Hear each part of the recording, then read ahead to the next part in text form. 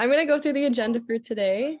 And we're going to start off by talking about Little Manila Rising as an organization and the background of how we started. And then we're going to start talking about the programs, the different cohorts that we have, which are Health Equity D.A.W.N, Environmental Justice, and Healing P.U.S.O. And then I'll share some highlights from my own experience. We'll run you through the steps of how to apply and the timeline for that. And then we'll have a Q&A portion. So I'll pass it on to Bianet. All right, just want to start off. Welcome, everyone. We're really excited to have you here.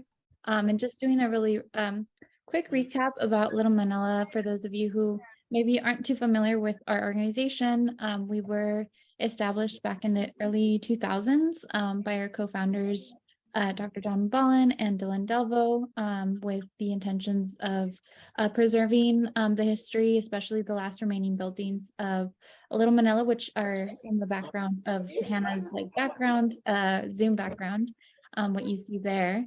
And a lot of the intention behind that was also, again, historic preservation, culture, and really uplifting our identities and the communities.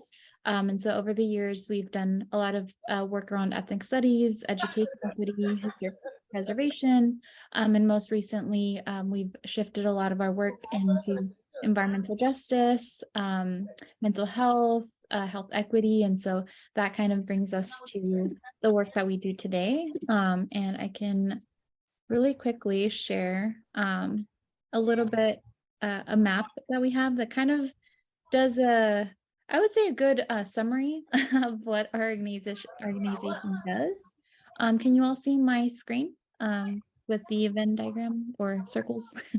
Okay, perfect. So again, our organization does a lot of different things ever since, we first initiated. So what you see here is 4 main circles, which kind of covers our domains or departments for our organization. Like I mentioned, we have health equity, we have our environmental justice domain, community investment, and we have our social justice and cultural history. And so within that, we have different programs that we have, for example, in the youth advocates, they live within EJ, health equity, and also health equity and EJ. And so we're really excited to share a little bit more about those specific programs with you. And if you have any questions about our organization, we also can drop our link to our website and share more information. Or if you have any questions, let us know. But yeah, that's just a really quick recap about our organization and the work that we do. And with that, I'll go ahead and jump back into the slides. Okay, so you all are here, right, for the youth to know a little bit more about the Youth Advocates programming. And so we do have, want to share kind of the vision behind our Youth Advocates programs or initiative, as we like to call it. And so our vision is that we believe that our community has the right to agency over the decisions that shape our environment and lives. To build an equitable society, our story must be told, and our community's contributions need to be recognized and honored by all. We believe in building personal and community power together by creating and normalizing a culture of advocacy to change those systems that have historically marginalized us. And with that, we have also our mission, which when starting to change the systems that we have that have disinvested in our community, we strive to empower our young leaders, as like yourselves, to share our history so that it is known by our community and the communities we coexist with. To build advocacy, we inform our young leaders on the issues our community faces to create opportunities for the next generation to make change happen. The foundation of our work is rooted in the School to Social Justice pipeline, which provides young leaders the necessary skills and values to fundamentally improve those systems.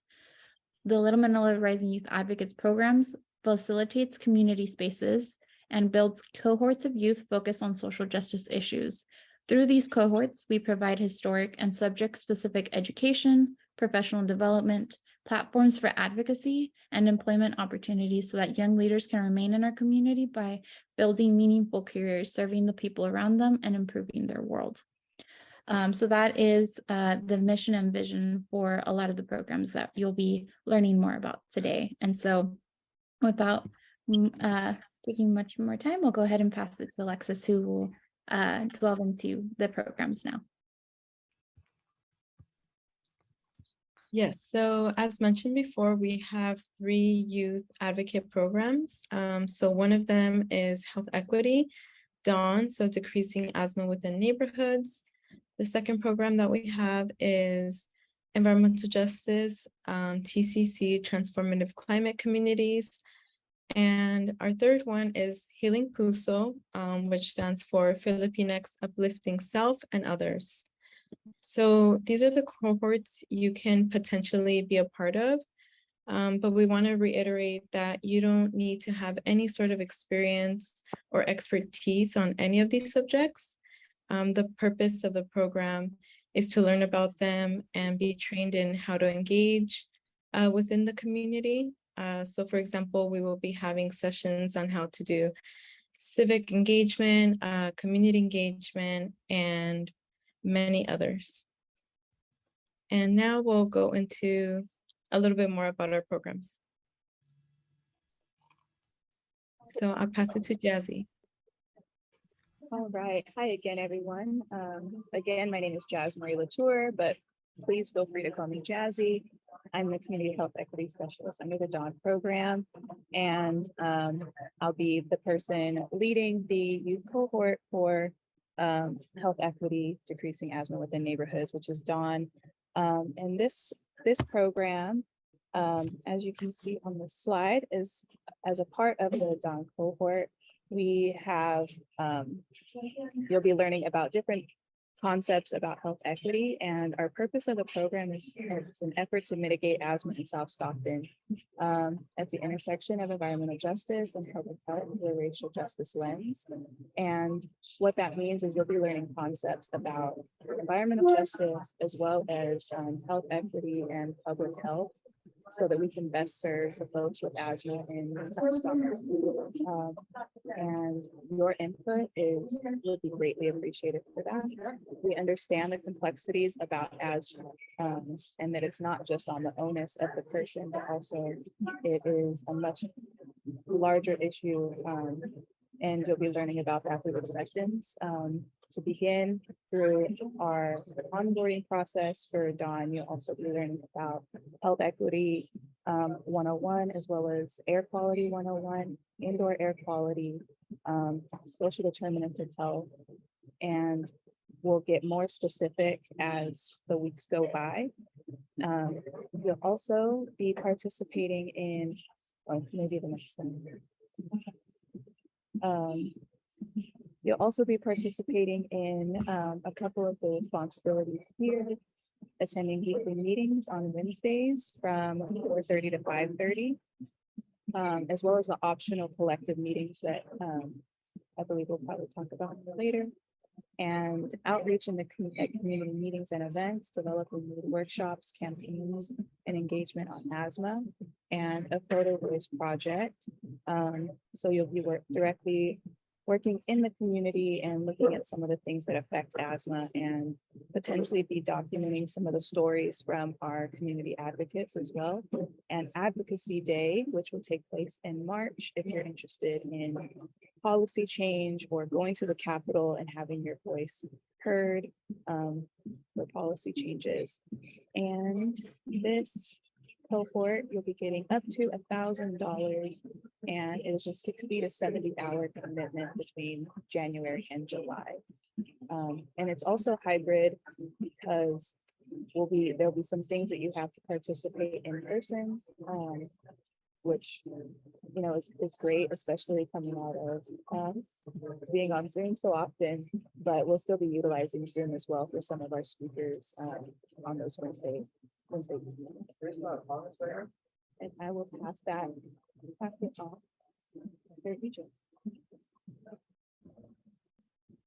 Okay, so now we'll be going over the environmental justice cohort.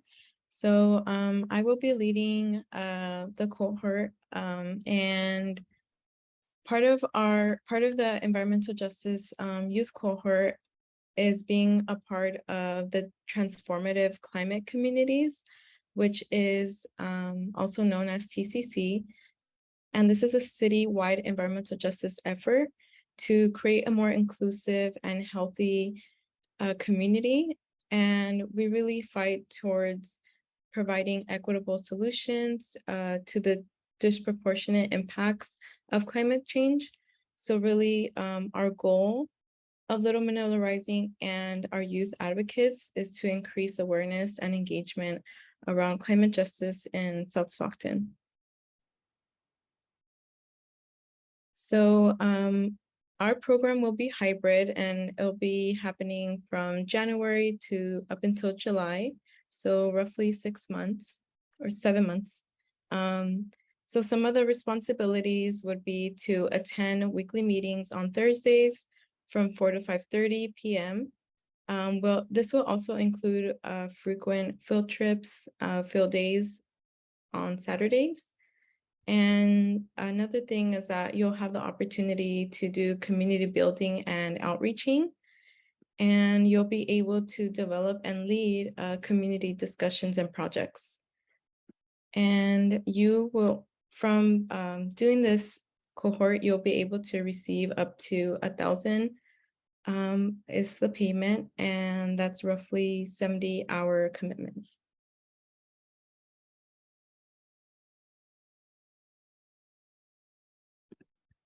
I think there was a slide before that.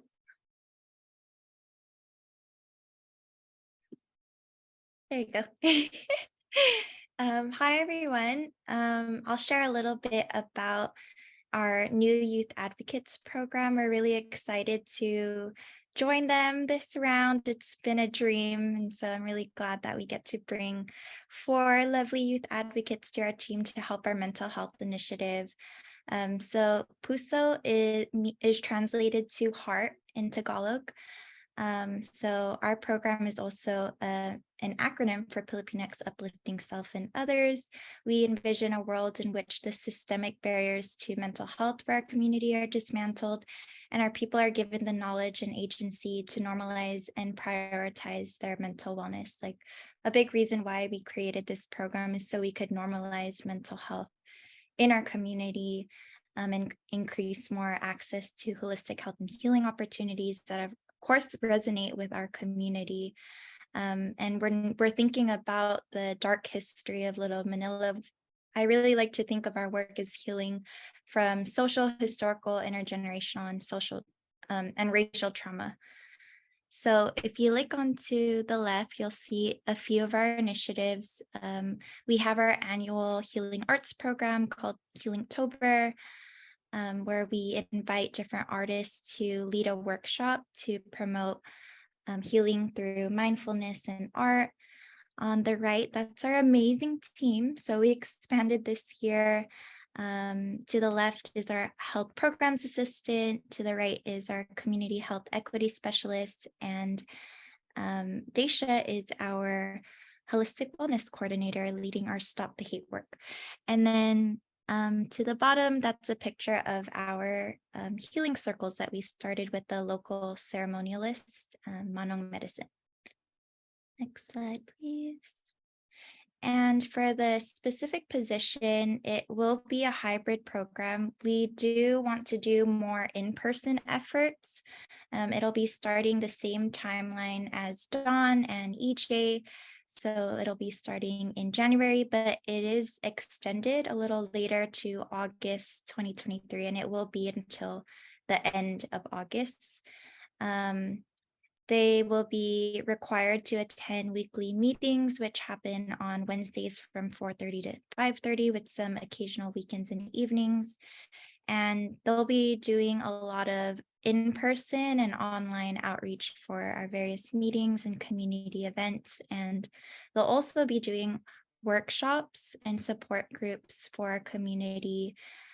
All of it is free at no cost, and it's part of our Adverse Childhood Experiences grant that's aimed at raising awareness on how to reduce toxic stress. And the payment is $3,360 due to the increase in hours. So it is 5 hours per week, and we are adding the outreach piece to it.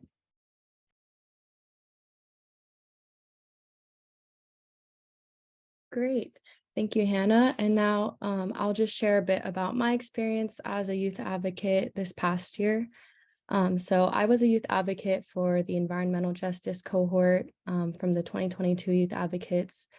And then if you go to the next slide, I'll talk about the youth conference and the closing celebration as well, as those are part of my highlights. And so one of my favorite things was definitely like the advocate collective sessions and then the sessions that you have with your own cohort.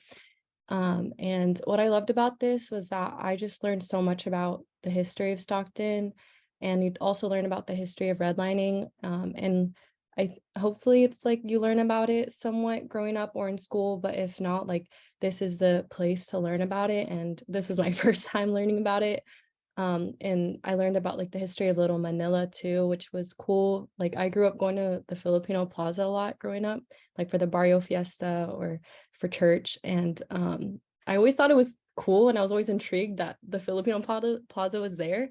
And then I didn't realize like there was a whole Little Manila there on Lafayette and El Dorado, like right where the 4 and the 5 the highways intersect. And then like also just learning about environmental justice, like air pollution, water quality, learning about the salmon. If you're into the environment, like you'll nerd out about that, because I definitely did. And then of course, building community within the advocate collective and the cohort through like team building activities, even through the chat. The past cohort was mostly remote for me because I had not yet been living in Stockton, like I hadn't moved back yet. And so like getting to experience my fellow advocates through the chat, or like when they would unmute their mic and like get to know them, it was always fun, and it brought me energy. And seeing them in person was even more exciting. Like I would seriously get giddy and like be, like when you're on Zoom all the time and like you're meeting people and then you actually meet them in real life, and you're like, whoa, I didn't expect you to be that tall, or I didn't expect you to like, you know, and so it was fun doing those, and also the community events that we had. And then, of course, the youth conference and the final projects and closing celebration were also a highlight. So the youth conference, you get the opportunity to, yeah, you can go to the next slide, by the way, for the youth conference, but you get the opportunity to work with everybody within the advocate collective, and you also get to work closely with people within the organization and do a lot of relationship building through that. And it's also a time where like you could be part of different subcommittees. And so if you don't want to necessarily like lead a presentation and do a workshop, you could also be part of, or be an MC, or be part of the marketing and communication subcommittee and help with like flyers and putting the word out.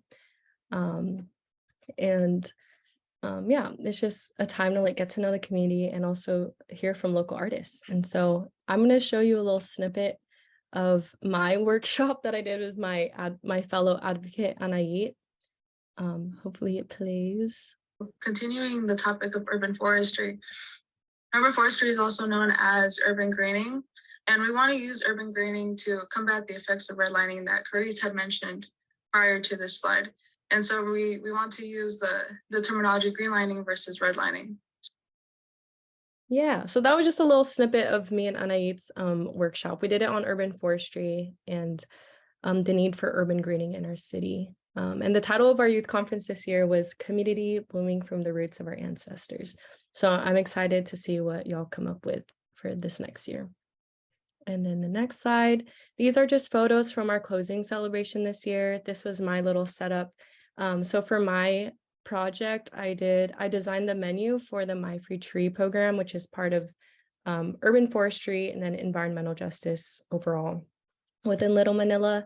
And what I loved about this, of course, was designing it, because I really enjoy layout design. And so being able to combine that passion with my passion for like social justice and environmental justice was just a cool way to, merge the two. And so when you do your final project, you have the opportunity to like challenge yourself on something you want to do, apply your knowledge, apply whatever you're passionate about, and create something beautiful. Like there was a photo voice zine. There was also, someone also did a comic strip book, and it was really cool. So you can really get creative with these parts. And yeah, those were all my highlights. And let me know if you have any questions.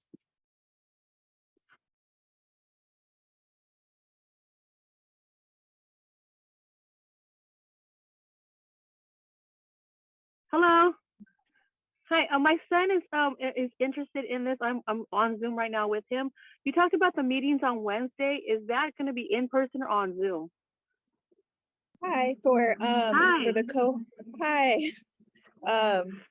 hi. There's two different programs that are having Wednesday meetings. And we're going to talk about how to apply in just a second, but those will be alternating in person and on Zoom. Okay, and because we just went to Little Manila just now, we were thinking that the meeting was there, and they were like, "No, it's." I looked on my son's thing, and it was actually. I said, "Oh, it's on Zoom." So we drove all the way there for nothing. Oh no! Yes, Yeah. tonight's Zoom. Okay, yeah, that wasn't a clarification I sent on his part because he didn't read the whole thing, and I was like, "Oh, okay." We'll be sure to be very explicit with where the meeting will Yes. be, the days of the meeting. All right, thank you. Go ahead. I'm sorry. Yeah, no worries. Thank you for letting us know. But yeah, so who can apply? So anyone that's ages between 16 and 24 definitely can apply. If you live in Stockton or the surrounding area. Also, if you have access to a reliable internet and phone or computer with a camera, especially since we'll be having some meetings hybrid, it's just important that you have reliable internet and are able to use a camera, because that's the way that we can kind of connect while we're in the virtual world. But also reliable transportation, and definitely desire to create a positive impact within the community. So our application is live and you can apply here at our link. This is our QR code, and our deadline to apply is November 29th at 11:59. And Carice just dropped the application link. So what happens next? So we're going to go over kind of like our timeline following the application due date. So as I mentioned, applications are due November 29th at 11:59. Then we would be sending out interview invitations on December 1st through the 2nd. So if you receive an email, just please respond by December 5th to the 6th latest with the time that works best for you. So that way we can schedule an interview, which interviews will be taking place on December 7th, 8th, and 9th. And the advocate selected will be contacted via email by December 13th. So as I mentioned, we will be sending out acceptance letters, which will give you the date for when you need to accept the position by. And with that, our scheduled date to start is January 28th, 2023. And yeah, I just want to reiterate that you are welcome to apply to all the programs, but just know that you'll only be selected for one. Will there also be an email letting us know we weren't accepted? Yes, there will be. Now, if you have any questions that you'd like to ask, please go ahead and unmute yourself, raise your hand, or type it in the chat, and we will answer you shortly.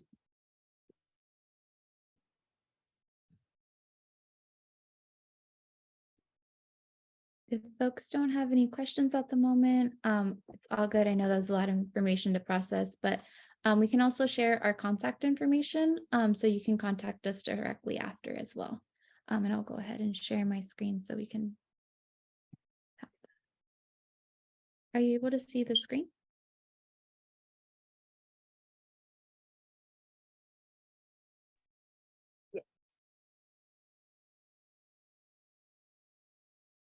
Yeah, so this is our contact information. So if you want, take a picture of it. If you have any questions, you can definitely email us. We also have listed each of the different programs next to our name. So if you're interested in a specific program and just want to get to know more about it, then you can definitely reach out to us. We also have, if you would like to learn more about Little Manila, we have a website, which is linked down below, littlemanila.org, or you can also email us at advocates@littlemanila.org.